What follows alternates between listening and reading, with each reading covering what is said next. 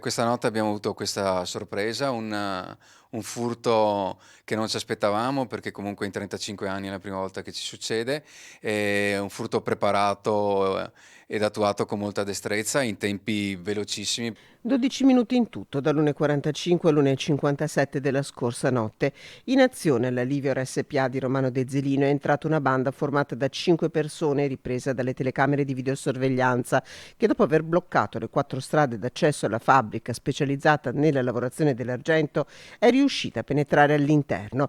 Un colpo studiato nei minimi dettagli, attentamente preparato. In via Rivoltella, all'altezza del sottopasso, posizionate 4 balle di fieno, 2 auto in via Torino, le altre vie bloccate da legna e da un attrezzo agricolo. E poi, dopo aver tagliato l'inferiata della recinzione, l'ingresso nel perimetro dell'azienda. Poi hanno rotto una finestra e si sono calati nel reparto produzione, raccattando catene che erano in fase di lavorazione oppure che erano pronte alle successive fasi di lavorazione nei vari punti dell'azienda. E sono fuggiti in tempi rapidissimi. Sì, il tutto è avvenuto nel giro di poco più di 10 minuti, 12 minuti all'incirca, sembravano cronometrati come si vede proprio nei film, con l'orologio, sapendo quali fossero i tempi di reazione sia della vigilanza che delle forze dell'ordine. L'allarme è scattato immediatamente. Sul posto si sono precipitati gli addetti della vigilanza, i carabinieri e successivamente gli amministratori.